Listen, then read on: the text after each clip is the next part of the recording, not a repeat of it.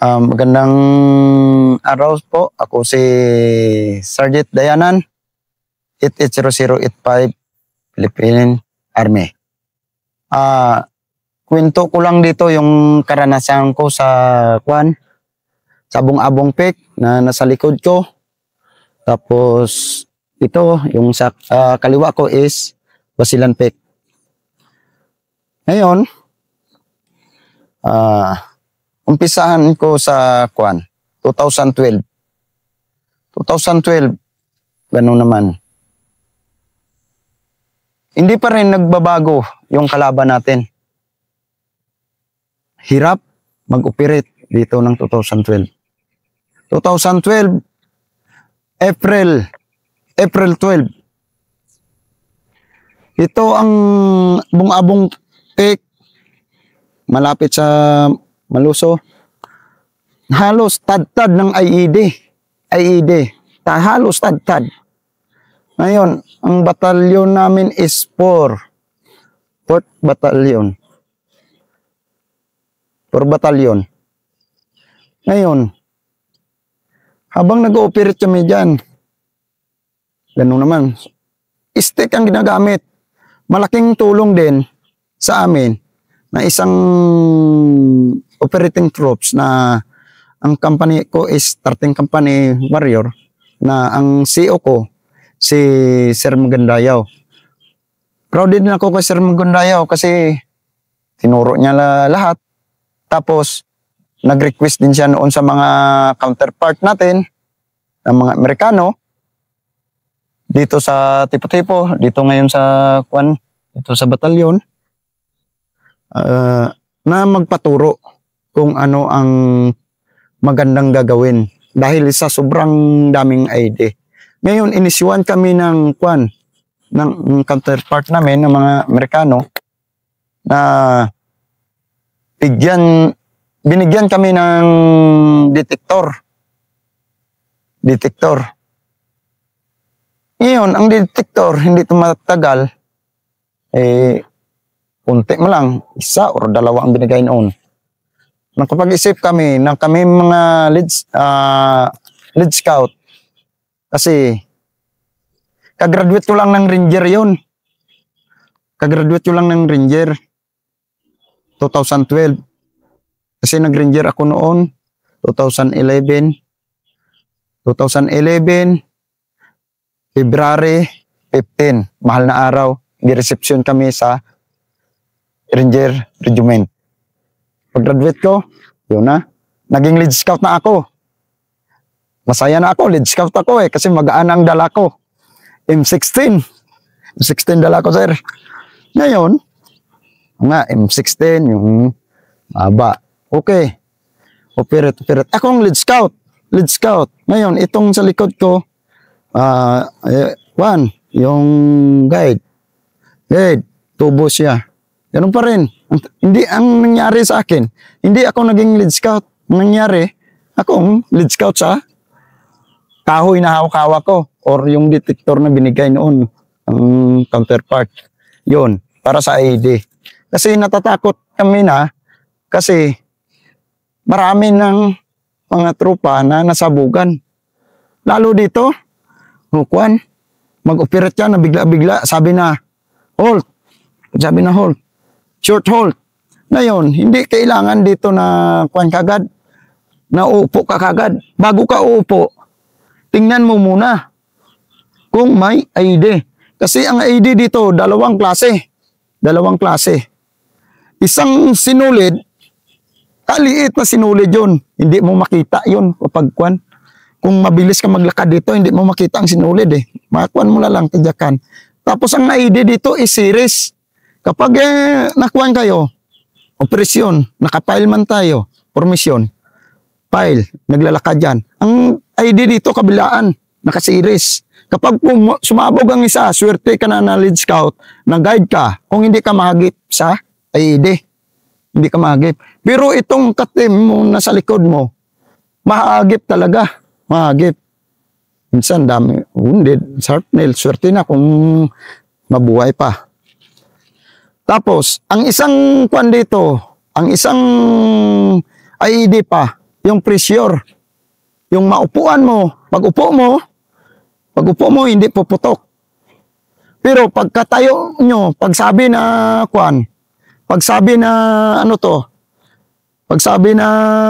prepare to move. Ngayon, kapag ito tumayo, sabog. Ay, okay lang kung ID dito is maliit.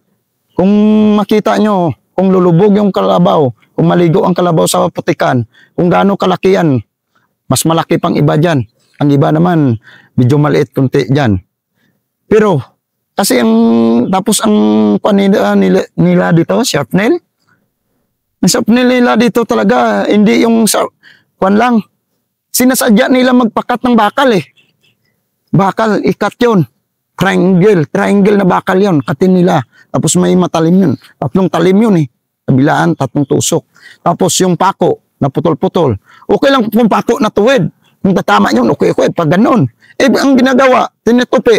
Kung alam nyo yun yung pako na tinitupi, yung pangkuan sa sasakyan, na hinahagi sa kalsada, na pangkuan sa gulong, na mapaka ng gulong, gaganon siya, babaliktad. Kung hindi siya tusok, babaliktad. May pangalawa, singularity pa. Ganon ang ginagamit dito sa AED. Grabe landmines dito. Tapos, Encuentro, yan naman, Bungabong Peak. Yan ang lugar na hindi ko makalimutan. Hanggang ngayon tumatak sa isipan ko. Tumatak talaga. Bakit? Diyan din ako na-wounded. Ang tama ko is liig, ulo. Dito ang sharp nail. Bumaon dito sa liig. Hanggang ngayon nandito pang sharp nail. Lumulutang pa. Hindi ko lang pinatanggal dahil kung ipatanggal ko, nakadikit sa ugat yung malaki dito, hindi ko pinatanggal. Ayun ang advice ng Biluna sa akin noon. Doon ako na landmines. 29 kami, personnel. Ang noon, ang naglalakad kami kasi ang purpose yun is i-scour yung Abong Peak, i-scour kung may kalaban. Kasi bago namin in-scour yun, dito kami sa baba, kasi pinalitan niya namin yung 14 company ng Ranger noon. Kasi palitan yun palitan. Sa baba, kasi ang kampo yun is kampo ng kalaban. May generator doon. May generator, tapos mga paksol nila. Ang generator, ang galing ng kalaban dito. Hindi mo marinig yung generator dito tumutunog. Bakit? Naguhukay ng kalaban. Parang kung alam nyo yung kuiba, doon nilalagay, naguhukay sa ilalim. Doon ilagay ang generator. Hindi mo marinig talaga. Doon sila nag-charge ng mga cellphone, mga batteries nila. Tapos ang kalaban dito, complete recados din. Kung ano ang sundalo, anong medic nila, ganun din ang medic. Ngayon, umakyat na kuwan kami. Sa 27 ang wounded. 27 ang wounded, 2 ang patay. Doon na ako nag-isip. Wounded ako. Sobrang daming wounded. Ito hindi ko makalimutan na namaan din si Sergeant Augusto. Yung na-absorb din na galing ibang company, galing IB, na-absorb ng 173, 172, gano'n. Na-absorb sila. Na-wounded. Ang tama sa kamay dito. Kamay. Dahil sa amin, may medic nga kami, pero walang qualified. Walang qualified talaga na medic na graduate ng medical service na tinatawag na BMAC. Kung mag-advance ka, AMAC, yun ang wala sa amin noon. Kasi ang focus noon sa pang-office lang, infantry, ganun. Gusto nga, doon ko naranasan na yung tropa umiiyak na kung paano gamutin, paano i-treat. Tapos, ito ang kabatch ko naman, si Pagilagan.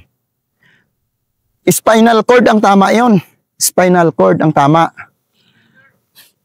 Dito sa likod, dito. Baon yan ang sharpnail dito sa likod. Ngayon, nandun sa regiment yan, sa Ranger, sa FSRR, sa, iwan ko kung anong office na siya ngayon. Kasi, naging P3 naman siya. Hindi na maka-operate kasi nandito pa nga eh. Iwan ko ngayon kung inoperahan na kasi, naghiwalay naman kami. Doon, umiyak din siya, umiyak. Kung sabi niya, Smith, tulong. Kasi ang tama ko noon, slight man lang, pero maraming dugo kasi kapag ugat to sa liig, maraming lalabas talaga eh, slight. Ngayon, ang problema, kasi may dala kami na kuwan noon, yung 60 at yung, anong tawag doon, yung maba na kuwan, parang ganyan sir ba? 90RR. 90RR. Ang problema, kung sino magdala, 90RR. Ngayon, wala na, 60, sino magdala mga baril kasi iba, wounded, hindi na kaya bumuhat, hindi na kaya. Ngayon, doon ko naranasan na bumaba ako, na ang dala ko 5 baril, kahit wounded ako. Doon ako napaiyak talaga ako. Bakit? Bakit ngayon pa? Sabi ko sa Panginoon, sabi ko, Lord, tulungan mo yung tropa na makasurvive lahat. Kasi, ito si Litprisas at si Littange. Si Litprisas, dito ang tama sa pantog. Classmate ko sa kwan yun, sa reservice. Bago kami nagsundalo, nag-reservice muna kasi ako. Nag-reservice. Nag-serve muna ako sa Ariscom bago ako nagsundalo. Ngayon, parang magkapatid kami doon na kasi yun kasing bata yon lumaki sa lola, tapos iniwan na ng magulang. Ngayon ang magulang, wala na, nasa ibang bansa. Ngayon umiyak, Sergeant, tulungan mo ako. Kasi 2010 siya nakapasok. Sergeant, tulungan mo ako. Sana mabuhay pa ako, gusto ko pa mabuhay. Kasi ang lola ko matanda na, tulungan ko siya. Doon ako napaiyak na hindi ko alam naramdaman ko. Tapos ito, sabi niya, iyak, ginawa ko, gipress ko. Yung inisip ko, wala pa akong alam noon sa medical service eh. Pasukan ko ng pasukan ng mga kuton, gaspad, mga gasa, pinasukan ko ng gasa. Kahit anong pasok ko, mga damit niya, pinasok ko na dito eh, kasi malaki. Bulwak ng bulwak ang dugo. Bulwak ng bulwak. Akala ko siya lang may tama. Kuwan pala, pati ito si Litange, parang junior niya or kabats niya yon. Ang tama naman, paa. Dito ang tama. Ganun din kalaki, wakwak to eh. Wakwak. Ngayon, okay pa, nakahiga, okay. Binaba sa landing zone. Ang problema natin noon, sir, yung hindi ko naman kinukuha yung mga chopper natin, sir. Okay man. Okay man ang chopper, sir. Okay man yun. Kasi, nang kuhan, sir, nang nag-request kaagad si Sir Magandayaw ng chopper. Nasa kuhan, sir, sa nakakuan sila sa Wismingcom, sa Zamboanga. Doon nakatambay. Nag-react agad, 2 chopper, react. Maganda ang react. Ang problema namin, sir ang chopper, paikot-ikot na. Ikot-ikot. Tinatanong kung saan ang landing zone. Mabilis nga reaksyon ng mga officer namin kagad, sir. Kasi hindi pa nakababa. Habang nagtitreat pa doon ng mga wounded, hindi pa kami nagtitreat, tumatawag na siya. Tumatawag na siya, sir, na kailangan ng chopper. Galing. Chopper nandiyan kaagad. Ngayon, hindi pa kami kababa, sir. Ang chopper nandun pa. Hindi pa kami nakarating sa landing zone. Ang chopper, pikot-pikot na. Tawag ng piloto. Saan na kayo? Ginamitan kaagad ng smoke grenade. Pagdating doon, Litprisas sa baba. Tapos ako man na sumama. Sinakay ka agad sa chopper, sir. Sinakay chopper, dinala sa Wismingcom. Silit tangi, huli na nalaman na ganun ang tama. Kasi ang kwan doon, sir, wait nga, yun ang malala eh. Yung Wismingcom Hospital yan, puno ng tropa yan. Dito kasi, yun ang mali namin noon na mga tropa din. Kumpiyansa ba? Nag-halt kami. Nag-halt kami kasi, sir. Short hold. Kasi pagod na nga. Kasi paakyat, sir. Mataas. Halt. Pag-upo ngayon. Ang nakaupo, sir, ito, silitangi. Series to. Series ang tumama sa inyo. Hindi, sir. Isa lang. Isa lang talaga. Pero parang hinukay ng panyon. Parang hinukay ng kalabaw. Laki. Laki. Alam mo to, sir, na hindi pumutok. Yung hindi pumutok na bala ng panyon ba? Parang ganon. 105. 105 plus, sir. Ganon kalaki yung kwan. Ilan? 2012, sir.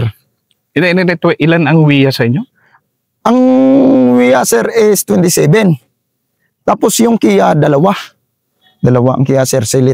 Natuluyan yun si Litangi. Pero ilang araw pa yun bago siya namatay na kumato, sir eh. Tapos si Litrisas, pagdating doon, rival ka agad, sir. Yung ganun. Ayun. Tapos ikaw, master, may tama din. May tama, sir. May tama ako. Pero hindi ko ininda yun, sir. Yung tama ko kasi slight ma lang. Ito, dito, tapos dito, leeg. Yun ang hindi ko makalimutan. Tapos, sir, doon ako bumili. Hindi ako, hindi ako, si Lord siguro din na-guide sa akin.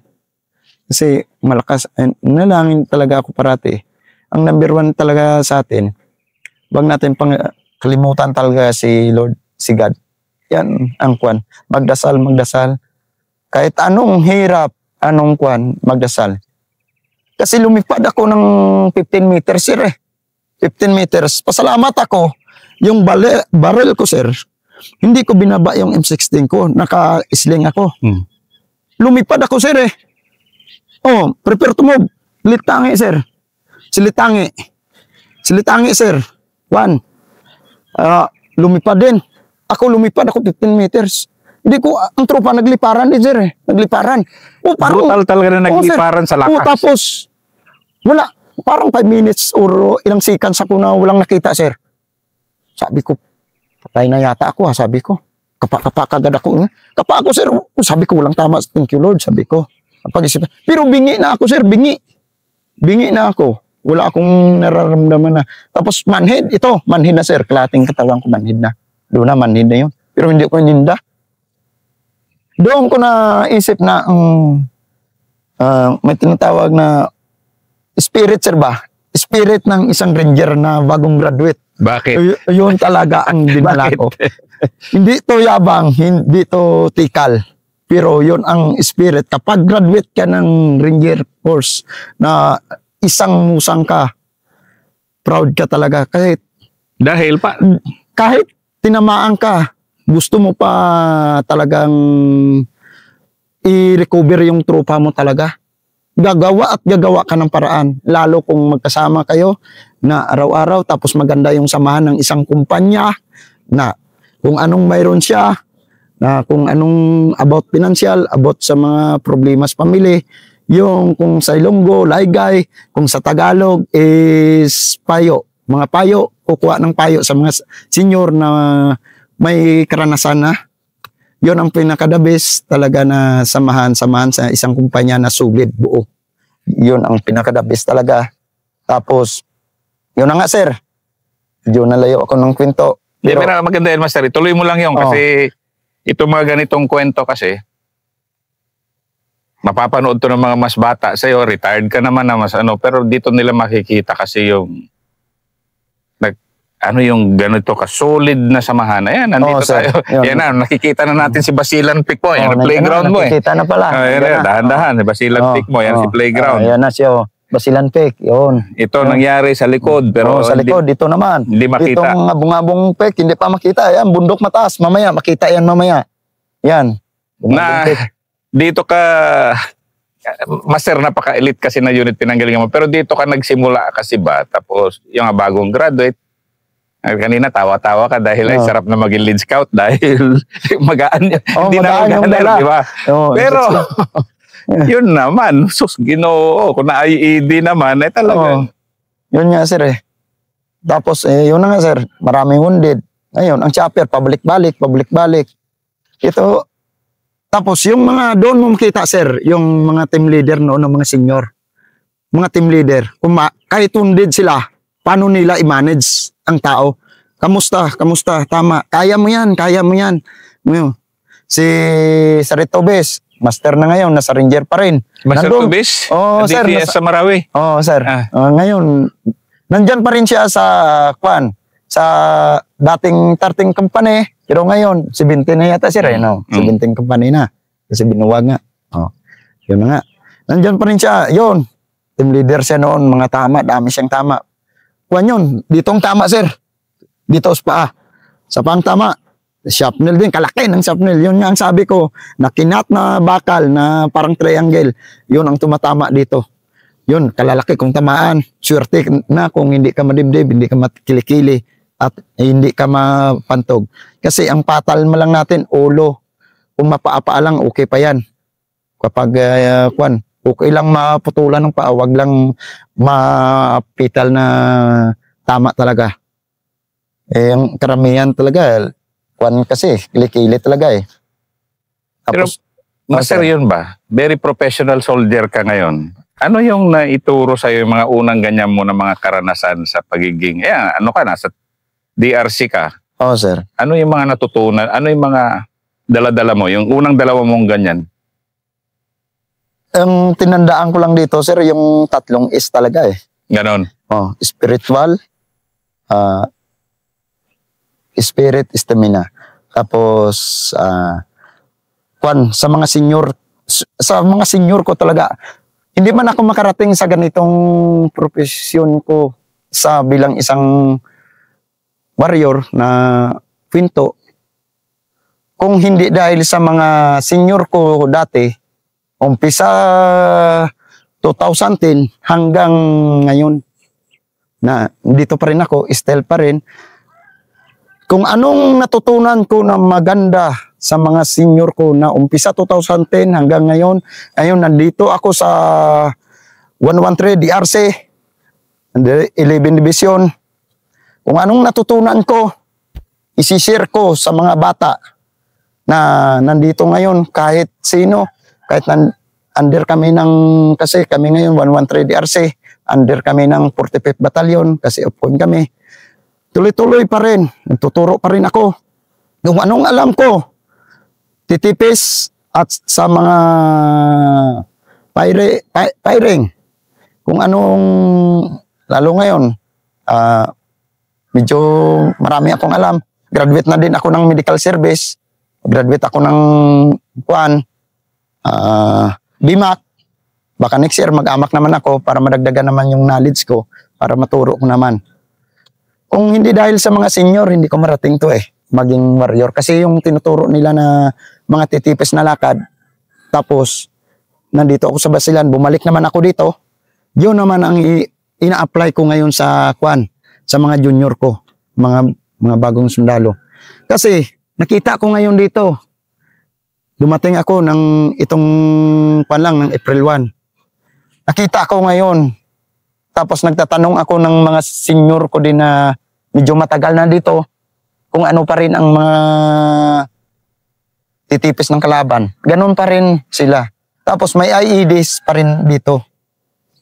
May tanim pa rin sila. Tapos yung mga commander dito, may commander pa na medyo matigas-tigas, yung mga commander pa dati, yun pa rin. Tapos yung mga anak nila, kamag-anak, yun pa rin ang mga kalaban. Yun yung sabi ko sa sarili ko ngayon Baka darating ang panahon, maging sundalo pa yung anak ko, baka maging kalaban pa rin ng anak ko. Iyan ang mga kalaban natin ngayon.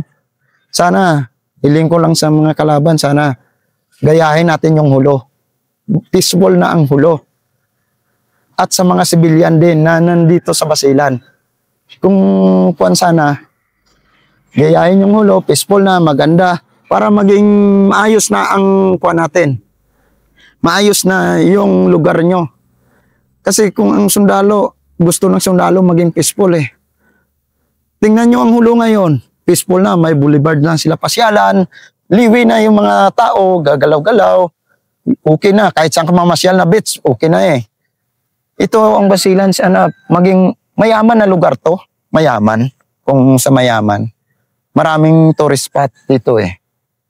Pero hiling ko lang, sana mag-cooperate lang mga civilian. Tapos, yung operasyon, sir, eh, dandaan naman natin lalo yung mga officer ngayon na nandito. Katulad kay dating kong CO din, si Sir Bailon. Nandito na siya na ang Batcom ngayon ng 45. Proud as CEO na 45 Batcom. Kasi ginagawa niyang paraan talaga na kung paano maging peaceful ang Basilan niya yun, sir. Part 2 Yes, sir. ni Master Day.